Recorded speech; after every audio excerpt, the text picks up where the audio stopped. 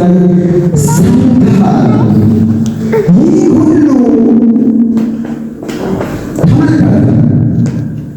እናንተ የማትናገሩ አይደላችሁምን? የተሰወሩትን ያላወቃችሁትን አዲሶች ነገሮችን ከዚህ ጀምሮ አይታችኋል። ጌታ በዘላለም የተባረከ ይሁን።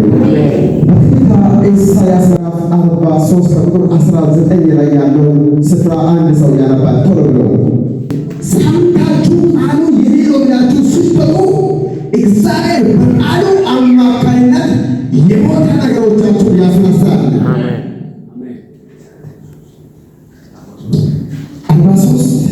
43:19 ምን አለ? አዲስ ነገር አደርጋለሁ እሱ አሁን ይበቃል ካለ በኋላ እናንተ ሰምታችሁ ስላላስተዋላችሁ ምን አለ? ሰምታችኋል ግን አላስተዋላችሁ። አዲስ ነገር አደርጋለሁ እሱ አሁን ይበቃል ካለ በኋላ በምድረ በዳ ነው መንገድን በበረሃ ወንዞቹን አደርጋለሁ ያልኩትን ያደረግኩትን እኔ የት ምድረ በዳ መንገድ አይታሰብም፣ በረሃ ወንዝ አይታሰብም። በማይታሰብበት በዛ ስፍራ ላይ አድርጌ ኪዳን ገብቼ አላወቃችሁምን? አልሰማችሁምን?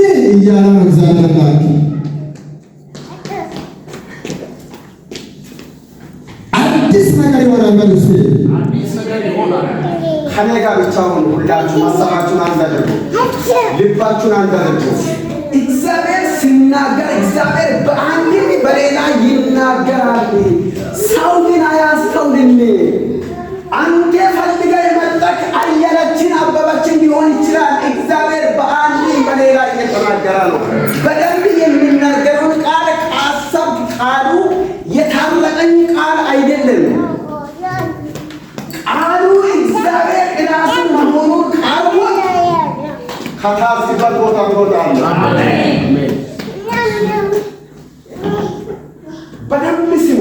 ታረቀኝ አይደለም እግዚአብሔር ምንም የማያውቀውን ከነዚህ ብላቴኖች አንዱን አጥሞ ሊናገር ይችላል። በአህያ ተናግሮ ያውቃል እግዚአብሔር። ስለ ስሜ አለ እግዚአብሔር አምላክ እነዚህ የሚናገሩትን አታውቅም ወይ? ዝም እንዲሉ ለምንድን ነው ያላሰኘህ ብለው በማቴዎስ ወንጌል ምዕራፍ 21 ላይ ሲናገሩ እንዲህ ነው አለው። እነዚህ ዝም ቢሉ እንኳን አለ የናዝሬቱ ኢየሱስ ክርስቶስ ስለ ክብሬ ስለ እኔ ድንጋይ ይናገራል አለ። እናንተ ድንጋይ የላችሁ ሰው ናችሁ። በአምሳሉ ለክብሩ የተፈጠራችሁ የክብር ዕቃ ናችሁ። እግዚአብሔር በእናንተ ውስጥ አንድ ነገር ያስቀምጠዋል። ምናልባት እዚህ ዛሬ መቀመጣችሁን አትመልከቱ።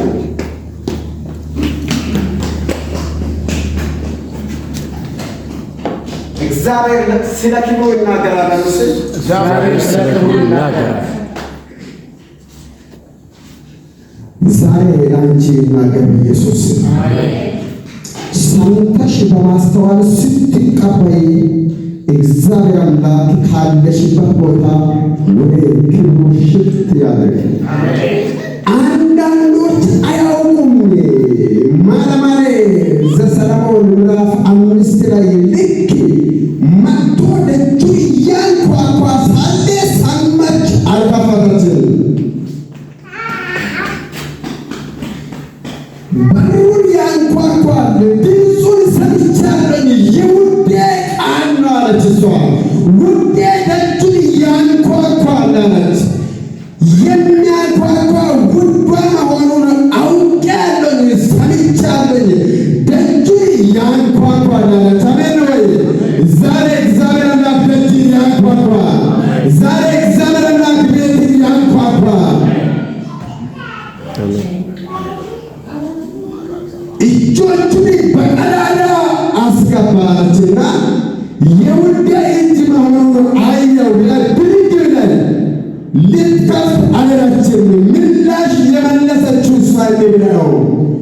ልብሴን አውልቄአለሁ፣ እንዴት ነው የምለብሰው? እንዴት ታጥቤአለሁ?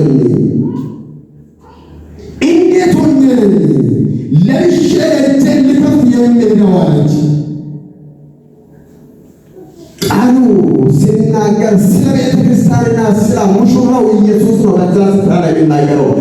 ነገር ግን ቤተ ክርስቲያን ተኝታለች።